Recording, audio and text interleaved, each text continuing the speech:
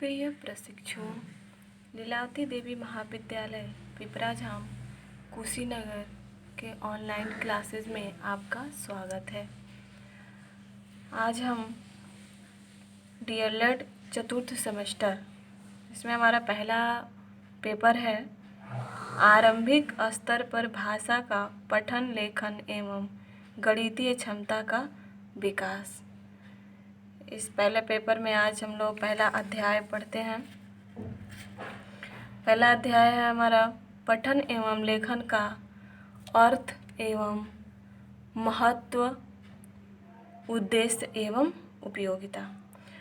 तो आपको ये बता दें कि पठन को आप लोग सेकेंड सेमेस्टर, थर्ड सेमेस्टर से ही पढ़ते आ रहे हैं। पठन के बारे में आपको पूरी जानकारी हो चुकी है। यानी पठन भाषा शिक्षण का व्यवहारिक रूप है। भाषा, अब यहाँ से भाषा की है कि भाषा वह साधन है जिसके द्वारा मनुष्य अपने विचार दूसरों पर भली भांति प्रकट करता है और दूसरों के विचार की स्पष्टता को स्वयं समझ लेता है। अर्थात एक तरह से भाषा को हम क्या कह सकते हैं कि भाषा वह साधन है जिसके द्वारा मनुष्य अपने भाव और विचारों को एक दूसरे से आदान प्रदान करता है। उसके बाद जानते हैं पठन का अर्थ। पठन के अर्थ में क्या बात कही गई है? आपको पठन के बारे में अच्छे से बताया गया है। अंग्रेजी भाषा के रीडिंग शब्द के लिए हिंदी में पठन और वाचन दो शब्दों का प्रयोग किया गया है। अंग्रेजी भाषा का जो रीडिंग शब्द है उसके लिए हिंदी में दो शब्दों की बात की गई है, एक आपका पठन और दूसरा वाचन। लेकिन मूलतः इन दोनों शब्दों में क्या है? भेद है, अर्थात अंतर है। इसमें आपको क्या कहेगा कि वाचन का अर्थ, वाचन यानी क्या करना? जोर जोर से पढ़ना जिसका आनंद श्रोता ले सके। वाचन में क्या है कि अपने हाव भाव, प्रतिक्रिया, ज्ञानेंद्रियों के द्वारा हम जोर जोर से पढ़ते हैं, जिसको क्या है कि हमारे द्वारा हम वक्ता का कार्य करते हैं और सुनने का कार्य कौन करता है? श्रोता करते हैं। तो हमारे द्वारा जोर जोर से जो भी पढ़ा जा रहा है उसका आनंद कौन ले रहा है? श्रोता ले रहा है। तो पठन का अर्थ जो है, यानी ये वाचन हुआ। अब क्या है कि पठन का अर्थ, पठन के अर्थ में क्या बात की? जोर से और मौन होकर पढ़ना जिससे पठित सामग्री समझ में आ जाए। अब यहाँ पठन से तात्पर्य क्या है? स्वयं की बात की जा रही है कि आप जोर से पढ़ें या मौन होकर पढ़ लें, उसमें क्या है कि आप जो भी सामग्री पढ़ रहे हैं उसको क्या करें? समझें, समझ में आए।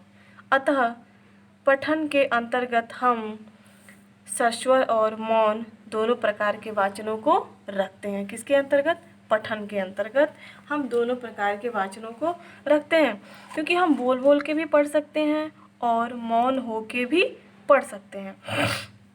अब जैसे थोड़ा सा आप ये देखिए, पठन जैसा कि कहा जाता है कि प्रारंभिक स्तर पे अगर बच्चे जब विद्यालय आते हैं पढ़ने, तो वह सबसे पहले क्या है कि अपनी मातृभाषा में ही बोलना, सुनना, समझना जानते होते हैं।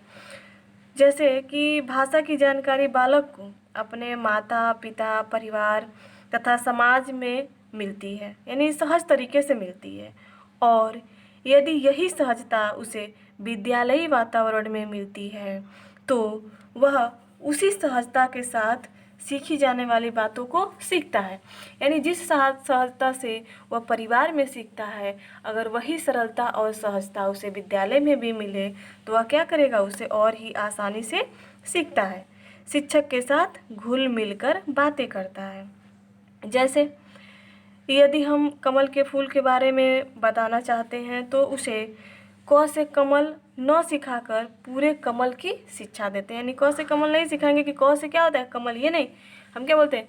कमल से किसका बोध हो रहा है? क का बोध हो रहा है। तो उसे पूरे कमल की शिक्षा देते हैं हम क से। उसे कमल का चित्र दिखाते हुए उससे पूछ सकते हैं कि यह किस फूल का चित्र है, तो बच्चा क्या करेगा? बड़ी सरलता से उसका उत्तर देगा और सीखी हुई चीज़ों के प्रति उसमें क्या आएगा? स्थायित्व आएगा और वह सीखी हुई चीज़ों को कभी नहीं भूलेगा। क्यों? क्योंकि आप उनके ही वातावरण के अनुसार उनकी भाषा को आप बता रहे हैं। वह बिना झिझक के उत्साह के साथ पूर्णता से अंश की ओर जाते हुए अपनी शिक्षा प्रतिक्रिया को आगे बढ़ाएगा। तो ये आपका भाषा से और पठन से संबंध था। आइए अब जानते हैं पठन के प्रकार, अर्थात पठन के क्या क्या प्रकार हैं, कौन कौन से प्रकार हैं। देखिए, इन सारी चीज़ों को आप सेकेंड और थर्ड में पढ़ चुके हैं, और इसमें कुछ बढ़ा के जो आपका फोर्थ सेमेस्टर में दिया गया है उनको हम थोड़ा सा जानते हैं। तो यहाँ पे पठन के प्रकार में आपका पहला दिया है मुद्रा भाव पठन। अब आप थोड़ा सा पीछे चल के ये बताइए, ये ध्यान दीजिए कि वाचन मुद्रा, आपको हमने एक बार बताया होगा क्लास में वाचन मुद्रा के बारे में कि वाचन मुद्रा क्या होता है। तो वाचन मुद्रा से हमारा आशय क्या है कि बैठने, खड़े होने, वाचन सामग्री को हाथ में पकड़ने तथा भावों के अनुकूल आँखों, हाथों और अंगों का संचालन करने से है। ठीक उसी प्रकार क्या है मुद्रा भाव पठन। तो मुद्रा भाव पठन में क्या होता है आपका कि शिक्षक बच्चों से उनकी भाषा की पुस्तक से मुद्रा भाव पठन करा सकते हैं अथवा उन चित्रों को दिखाते हुए उनके बारे में प्रश्न कर सकते हैं। ठीक है। अगला है आपका दृश्य पठन। दृश्य पठन अर्थात शिक्षक बच्चों को भ्रमण पर ले जाए और विभिन्न दृश्यों के बारे में उनसे पूछते हुए दृश्य पठन कराए। अर्थात शैक्षिक भ्रमण पे जो जाते हैं बच्चे, तो वहाँ पे ले जाए बच्चों को, घूमते घूमते सारी जो भी दृश्य हों उनके बारे में उनको क्या करे बताए, वह क्या हुआ दृश्य पठन हुआ। उसके बाद आपका आता है अभिनय पठन। अभिनय पठन क्या होता है कि अभिनय पठन में बच्चों को विशेष रुचि होती है। वे अपने परिवेश से देखकर, सुनकर हंसना, रोना, गिरना, डरना तथा विभिन्न पशु पक्षियों की बोली को बोलने का अभिनय करते रहते हैं। जैसा कि आप लोगों ने देखा होगा कि छोटे बच्चे अगर कहीं कुत्ता भौंक रहा है तो उसके जैसे वो बोलना शुरू करते हैं, तो वह क्रिया क्या हुई अभिनय पठन कहलाएगी। उसके बाद आपका आता है चित्र पठन। चित्र पठन में क्या है कि पुस्तकों में दिए गए चित्रों के बारे में बच्चों से चित्र पठन कराएं, यानी पुस्तक में जो भी चित्र दिए गए हैं उसके बारे में चित्र दिखाने पर हो सकता है कि बच्चा उसका स्थानीय नाम बताए। अर्थात पुस्तक में जो भी चित्र दिए गए हैं उनके बच्चों को चित्र पठन कराए। जैसे चित्र पुस्तक में दिया है किसी तोते का चित्र, ठीक है, तो अब उसे बच्चे से हम पूछेंगे कि इसको और हम किन किन नामों से जानते हैं। जैसे आपने तोता कहा तो उसको कुछ लोग पट्टू बोलते हैं, कुछ लोग सुग्गा बोलते हैं। तो ऐसी स्थिति में शिक्षक क्या बताता है कि ये दोनों नाम जो हैं वह क्या है एक ही पक्षी के नाम है, अर्थात तोता का नाम है। ठीक है। इसके बाद आता है आपका अक्षर पठन। अक्षर पठन में जैसे अ का ज्ञान कराना।